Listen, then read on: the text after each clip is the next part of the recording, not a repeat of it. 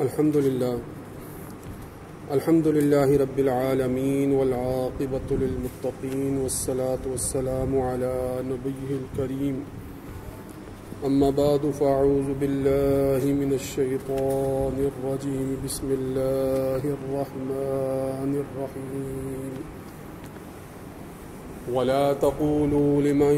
يقتل في سبيل الله أموات بل أحياء ولكن لا تشعرون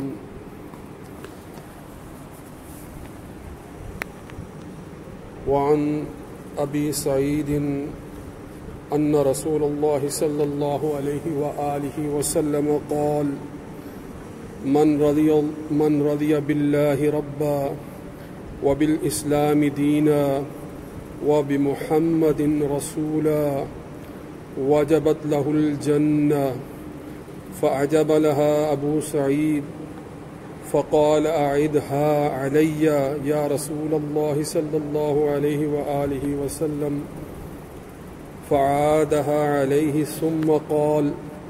وأخرى يرفع الله بها العبد 100 درجة في الجنة بين كل درجتين كما بين السماء والأرض قال وما هي يا رسول الله قال الجهاد في سبيل الله الجهاد في سبيل الله الجهاد في سبيل الله رواه مسلم وقال الله تبارك وتعالى إن الله وملائكته يصلون على النبي يا أيها الذين آمنوا صلوا عليه وسلموا تسليما اللهم صل على سيدنا ومولانا محمد وعلى آل وأصحاب سيدنا ومولانا محمد وبارك وسلم عليه. سامعین محترم، سورہ بقرہ کی جو آیت کریمہ میں نے آپ کے سامنے تلاوت کی ہے، وَلَا تَقُولُوا، اور نہ کہو، اور تم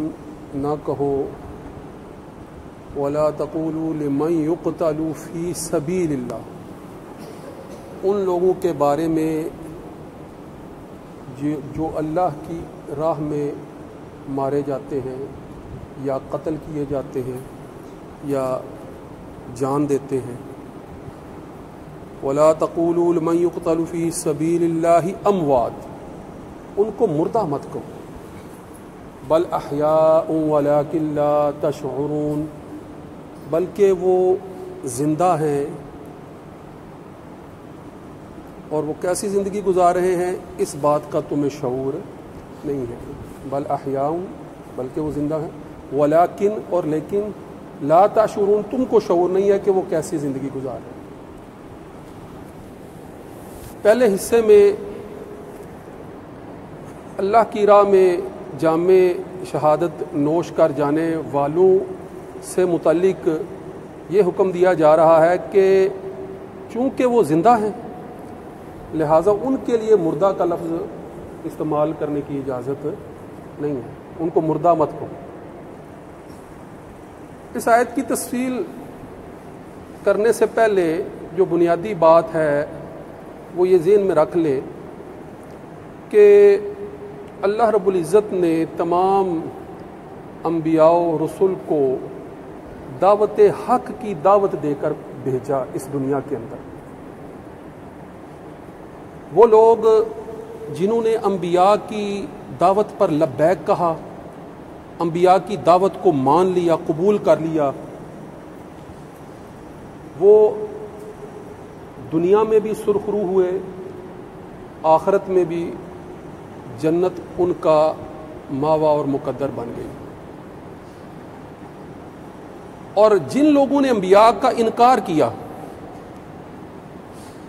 یہ پہلو سمجھنے والا ہے کہ جن لوگوں نے انبیاء کا انکار کیا وہ وہی لوگ تھے جو ان کے ارد گرد موجود تھے مگر سرکش تھے، شریر النفس تھے. ایک طرح سے کہہ لیں کہ شیطان کے پیروکار تھے، نفسانی خواہشات میں لتھڑے ہوئے تھے، لہٰذا جب انبیاء ان لوگوں کو دعوت حق دے رہے ہیں تو وہ سرکشی کر رہے ہیں، انکار کر رہے ہیں۔ وہ لوگ بھی وہی ہیں جو انبیاء کے ارد گرد جہاں انبیاء دعوت لے کر گئے، انبیاء ایک طویل تعداد ہے، آپ یہ بات جانتے ہیں، حضرت آدم علیہ السلام سے لے کر آپ صلی اللہ علیہ وآلہ وسلم کی بعثت تک جو ہے وہ ایک طویل سلسلہ ہے انبیاء کی بعثت کا۔ اور جو لوگ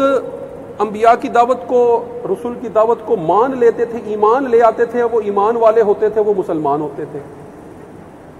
اور جو انکار کر دیتے تھے وہی کافر کہلائے۔ انہوں نے انکار کر دیا، اس لیے کفر ان پر لازم آ گیا۔ انبیاء کی دعوت بنیادی یہی تھی، دعوت توحید، دعوت رسالت، دعوت آخرت، یہی دعوت تھی بنیادی، یہی دعوت حق ہے، یہی بنیادی دعوت ہے۔ اور جو اس کو مان لے پھر اس کے لیے عبادات اور زندگی گزارنے کا لاہ عمل ہے کہ وہ زندگی جو اللہ کے ہاں مقبول ہے وہ کیسی زندگی ہے، اس کو دنیا میں کیسے گزارنا ہے، اس کی تعلیمات، وہ ساری کی ساری تعلیمات انبیاء جو ہے وہ اپنے پیروکاروں کو دیا کرتے تھے۔ جو آپ پر ایمان لے آتے تھے وہ ان تعلیمات پر عمل پیرا ہوتے تھے۔ جب ان تعلیمات پر، اور وہ تعلیمات اللہ کی عبادت، اللہ کی بندگی، امن و سلامتی کے سارے پہلو اختیار کرنے والے معاملات، لہذا معاشرہ جو انبیاء کی دعوت کو تسلیم کرنے کے بعد تشکیل پاتا تھا وہ پرامن معاشرہ ہوتا تھا۔ بات سمجھ رہے ہیں؟ اس میں کوئی انتشار نہیں ہوتا تھا، اور جو انبیاء کی دعوت کا انکار کرتے تھے انتشار پھیلانے والے وہی تھے۔ ان کو جھٹلانے والا کہا گیا ہے، معذبین، جھٹلانے والے، انبیاء کی دعوت کو جھٹلانے والے، جو کہ حقیقی برحق دعوت ہے، جو کہ عین اسلام ہے، کیونکہ اللہ کے نزدیک تو دین اسلام ہی ہے، ان الدین عند اللہ الاسلام۔ چاہے وہ حضرت آدم علیہ السلام دعوت دے رہے ہوں یا نبی آخر الزمان صلی اللہ تعالی علیہ وآلہ وسلم دعوت دے رہے ہوں، دین تو وہی ہے، بنیادی تعلیمات اور بنیادی عقائد تو وہی ہیں، ان میں تو فرق نہیں ہے۔ اگر آپ اس بات کو سمجھ گئے ہیں تو اب اگلی بات ذہن میں رکھیے گئے کہ وہ لوگ جو سرکش ذہن کے ساتھ انہی کے انبیاء کے ارد گرد موجود ہوتے تھے، وہ ان کے خاندان سے بھی تعلق رکھنے والے ہو سکتے ہیں، وہ ان کے جو ہے وہ اہل علاقہ، اہل محلہ بھی ہو سکتے ہیں، وہ اس وقت کے جو ہے وہ بڑے سربراہ لوگ بھی ہو سکتے ہیں، وہ حکومتی سربراہ بھی ہو سکتے ہیں، وہ بادشاہان عالم کہلوائے جانے والے افراد بھی ہو سکتے ہیں، مگر انبیاء کی دعوت سب کے لیے یکساں ہے، اس میں فرق نہیں ہے۔ اگر کوئی بادشاہ وقت ہے، فرعون کا اگر دربار ہے، وہ اپنے آپ کو جو ہے وہ رب کہلواتا ہے، تو اس کے بھی سامنے انبیاء کی دعوت تو وہی ہے کہ بھئی رب تو اللہ کی ذات ہے، رب تو اللہ کی ذات ہے، پالنے والی تو اللہ کی ذات ہے۔ تم جو اپنے آپ کو رب کہلوائے جانے کا دعویٰ کرتے ہو تو تم اس کی حقیقت سے واقف ہی نہیں ہو کہ تم اپنے آپ کو کیسا رب سمجھتے ہو۔ رب تو وہ ہے کہ جو سورج کو مشرق سے طلوع کرتا ہے، اگر تمہارے پاس اتنی قوت اور طاقت ہے تو تم مغرب سے طلوع کر کے دکھاؤ۔ قرآن میں آتا ہے فَبُہِتَ الَّذِي كَفَرَ، وہ مبہوت ہو گیا، سرگرداں ہو گیا، اس کو سمجھ ہی نہ آئی کہ یہ کیسی ربوبیت، یہ کیسی الوہیت، یہ کیسی وحدانیت کی بات کی جا رہی ہے، وہ اس سے واقف ہی نہیں تھی۔ بہرحال تو انبیاء کی دعوت تو سب کے لیے یکساں، انبیاء سب کو یکساں طور پر کہہ رہے ہیں، اسلام کی دعوت دے رہے ہیں، حق کی دعوت دے رہے ہیں،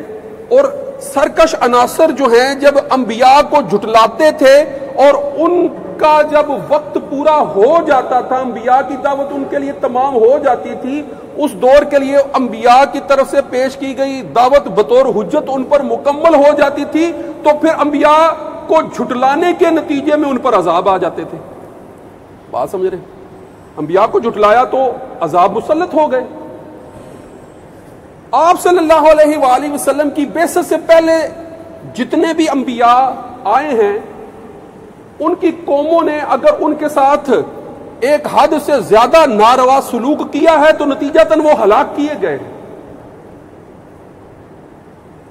ان پر اللہ کا عذاب نازل ہوا ہے۔ مگر آپ صلی اللہ علیہ وآلہ وسلم کی بعثت کے بعد یہ معاملہ تھوڑا مختلف ہو گیا کہ آپ صلی اللہ علیہ وآلہ وسلم جہاں خاتم النبیین کی حیثیت سے مبعوث فرمائے گئے ہیں، وہاں رحمت للعالمین بھی آپ کی ذات والا صفات ہی کو بنایا گیا۔ اب یہ دو بڑی اہم باتیں ہیں، ان کو سمجھنا بڑا ضروری ہے کہ انبیاء اور رسل کی بعثت کا سلسلہ آپ پر اب ختم ہے، اب نبی تو کوئی نہیں آنا۔ اور دوسری دلچسپ بات یہ ہے کہ آپ اگر ان میں ہیں تو پھر ان پر ویسا عذاب نازل نہیں کیا جائے گا جیسا سابقہ امتوں کی نافرمانی پر، ان کے جھٹلانے پر، ان کی سرکشی پر ان پر عذاب مسلط کیا جاتا تھا۔ کئی طرح کے عذاب مسلط ہوئے، ہواؤں کا عذاب، پانیوں کا عذاب، سیلابوں کا عذاب، زمین کے جھنجھوڑ دیے جانے کا عذاب، آگ کے شعلوں کے برسنے کا عذاب، شکلوں کو جو ہے مسخ کر دیے جانے کا عذاب، بندر بنا دیے جانے کا عذاب، عذاب۔ مگر آپ صلی اللہ علیہ وآلہ وسلم کی امت پر جب آپ کی دعوت جو ہے وہ مکمل ہوتی ہے، جھٹلانے والے اس میں بھی موجود ہیں، انکار کرنے والے اس میں بھی موجود ہیں، وہ ابو لہب ہیں، وہ ابو جہل جیسے ہیں جو آپ کے قریبی رشتہ داروں میں شامل ہوتے ہیں، وہ ایسے افراد بھی ہیں کہ جو آپ کے ارد گرد اہل محلہ اہل علاقہ پورے مکہ میں جن کے ساتھ جو ہے وہ بچپن سے لے کر 40 سال کی عمر تک کے جو ہے وہ کئی لمحات گزرے ہیں، ان کے ساتھ بڑی تعلقات اور بڑی نسبتیں ہیں، ان میں بھی جھٹلانے والے عتبہ، شیبہ اور ولید جیسے موجود ہیں۔ سابقہ انبیاء کی نسبت تو عذاب نازل کیا جا سکتا ہے یا کیا جاتا رہا ہے، مگر آپ صلی اللہ علیہ وآلہ وسلم کی نسبت کہا جا رہا ہے کہ وہ انت فیہم، جب آپ ان کے درمیان ہیں تو پھر ان پر عذاب ایسا کوئی نہیں آئے گا۔ مگر کیا یہ سرکش نہیں ہے؟ کیا یہ جھٹلانے والے نہیں ہیں؟ کیا یہ انبیاء کے قتل کرنے کے لیے ہر طرح کی منصوبہ بندی کرنے والے نہیں ہیں؟ کیا یہ وہ افراد نہیں ہیں کہ جو آپ صلی اللہ علیہ وآلہ وسلم کے لیے بھی پورے مکہ کے قبائل کو جمع کر کے جو ہے وہ مشترکہ طور پر جو ہے وہ آپ کو شہید کرنے کا پروگرام بنا کر جو ہے وہ ہجرت سے پہلے آپ کے دروازے پر محاصرہ کرنے والے یہ نہیں ہیں؟ تو اب جب ہجرت کے وقت آپ صلی اللہ علیہ وآلہ وسلم کو ہجرت کا جب حکم دیا جا رہا ہے تو ساتھ ہی پھر جو ہے وہ جہاد فی سبیل اللہ کی اجازت بھی دی جا رہی ہے کہ ہاں اب اللہ کی طرف سے ویسا عذاب تو مسلط نہیں کیا جائے گا کہ جیسا جو ہے وہ سابقہ انبیاء کو جھٹلانے والوں کے لیے جو ہے وہ کیا جاتا تھا، مگر اے نبی جب یہ لوگ تجھ کو جھٹلائیں گے، جب یہ تیرا انکار کریں گے تو جہاد فی سبیل اللہ جو ہے وہ اس کے ضمن میں جو ہے وہ ان کے ساتھ قتال کرنا، ان کے ساتھ لڑنا اور ان کے اوپر جو ہے وہ عذاب اور قہر کی طرح جو ہے وہ مسلط ہو جانے کی آپ کو بھی اجازت دی جا رہی ہے۔ جہاد فی سبیل اللہ، یہ ہے جہاد فی سبیل اللہ، کہ وہ منکرین، وہ سرکش جو حق کی دعوت میں، جو دین کی سر بلندی میں، جو دین کو جو ہے وہ قائم کرنے کی راہ میں رکاوٹ بنتے ہیں، وہ جو اللہ والوں کو جو ہے، جو ایمان والوں کو جو ہے وہ شہید کرنے سے باز نہیں آتے ہیں، جہاد فی سبیل اللہ کی اجازت ان کے لیے، ان کی سرکوبی کے لیے، ان کا ہمت سے آگے بڑھ کر جو ہے وہ کلا کما کر دینے کے لیے ہے۔ اور یہ معمولی اجازت نہیں ہے، اس کے پھر بڑے فضائل ہیں کہ اللہ تعالیٰ نے اس راستے میں پھر جو شہید ہوتا ہے، اپنی جان کا نذرانہ پیش کرتا ہے، اس کو مردہ کہنے سے ہی منع فرما دیا۔ کیسی زندگی رکھتے ہیں اس کا تم شعور تک نہیں رکھتے، اور پھر آخرت میں ان کے کتنے اعلیٰ مقام ہیں، جتنے درجات ان کے بلند ہو رہے ہیں۔ رسول اللہ صلی اللہ علیہ وآلہ وسلم نے حدیث کا متن میں نے آپ کے سامنے شروع میں رکھا کہ اس حدیث کے دوسرے حصے میں آپ صلی اللہ علیہ وسلم نے یہی تو فرمایا کہ بھئی شہید کو جب جنت میں داخل کیا جائے گا تو جنت میں پھر جو ہے وہ اس کو 100 درجے اضافی دیے جائیں گے، ایسے 100 درجے کہ 2 درجوں کے مابین زمین و آسمان کی وسعتوں کا فاصلہ ہوگا۔ جب اس قدر انعام و اکرام سے نوازا جا رہا ہوگا تو شہید جس اکرام سے جو ہے وہ جنت میں جو ہے اس کے سامنے جو ہے وہ سلوک کیا جا رہا ہوگا تو وہ یہ خواہش کر رہا ہوگا کہ میں دوبارہ جو ہے وہ زندگی کی طرف جو ہے وہ لوٹایا جاؤں، دوبارہ زندہ کیا جاؤں، دوبارہ اللہ کی راہ میں شہید کیا جاؤں، دوبارہ جو ہے وہ اللہ کے حضور جو ہے وہ اسی طرح سرخرو ہو کر پیش ہوں، یہ اس کا اعزاز ہوگا۔ بہرحال تمہیدی بات میں نے آپ کے سامنے آج کی ہے انشاءاللہ اسی موضوع کو لے کر آگے کچھ مزید تفصیلات آپ کے سامنے رکھیں گے۔ وآخر دعوانا ان الحمد للہ رب العالمین۔ سنتیں ادا فرمائیں۔